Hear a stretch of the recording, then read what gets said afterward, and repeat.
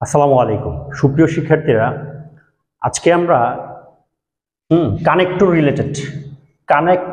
Related একটু relative pronoun নিয়ে আলোচনা করব। তো আমরা সাধারণত জানি যে সাবজেক্ট এবং ভার্বের মাঝখানে যদি কোনো শূন্যস্থান থাকে, যেরকম দ্য ম্যান হলো সাবজেক্ট আর ওয়ার্ক হলো ভার্ব। সাবজেক্ট এবং ভার্বের মাঝখানে কোনো কানেক্টর দরকার হলে আমরা ব্যক্তির ক্ষেত্রে হু দেই, বস্তু হইলে হুইচ দেই, তবে ব্যক্তি বস্তু দুটোর ক্ষেত্রেই দ্যাট দেওয়া যায়।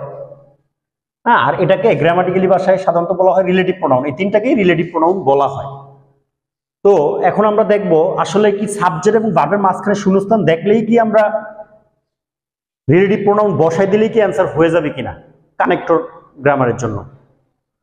তো এখানে বলা আছে the man works for the country is my brother. যদি বাক্যটা ভাঙি, the man is my brother, কোন মানুষটা আমার ভাই?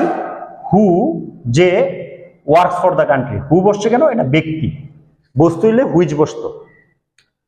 তো এখন দেখা যাচ্ছে এখানে এই সাবজেক্টের জন্য এই যে একটা ভার্ব পাইছি, আবার ইজ আর একটা ভার্ব। তাহলে ভার্ব কয়টা দরকার? দুইটা দরকার। যখন দুইটা সাবজেক্ট দিয়ে বাক্য শুরু এবং ভার্ব দুইটা দরকার, তখন আমরা এই বাক্যটা ইউজ করতে পারি, the man who work for the country is my brother. অথবা আরেকভাবে ইউজ করতে পারি, আই নো দ্য ম্যান, আমি ওই মানুষটাকে জানি, ইজ ভেরি অনেস্ট। তাহলে যে খুব সৎ, তাহলে আমরা এখানে হু দিব। মানে এই যে আই এর জন্য নো, হ্যাঁ, মানে আই হইলো সাবজেক্ট, নো হইলো ভার্ব। একটা সাবজেক্ট একটা ভার্ব হইলো। আবার এই দ্য ম্যানটা অবজেক্ট হইলো, এই ভার্বটার সাবজেক্ট আবার the man. The man is very honest. তো এরকম ক্ষেত্রে আমরা কানেক্টর হিসেবে হু, হুইচ, দ্যাট আনবো। কিন্তু যদি এরকম হয় the man works for the country, তাহলে এখন হু দিলে হবে না, কারণ হু দেওয়া মানে আবার আরেকটা ভার্ব দিয়ে বাক্য শুরু হতে হবে। তো এই ক্ষেত্রে অ্যান্সার দেওয়া যায়, আসলে এটাকে তখন ইনফ্যাক্ট বা অ্যাকচুয়ালি, হ্যাঁ, বা ইনডিড, প্রকৃতপক্ষে যেই শব্দগুলো আছে ইনফ্যাক্ট, অ্যাকচুয়ালি, ইনডিড, বেসিকলি, ওইগুলো দিয়ে অ্যান্সার করতে হবে।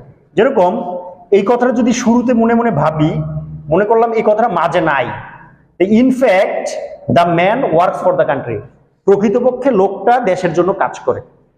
তাহলে আমরা অনেক সময় সাবজেক্ট এবং ভার্বের মাঝখানে শূন্যস্থান দেখলেই মনে করি যে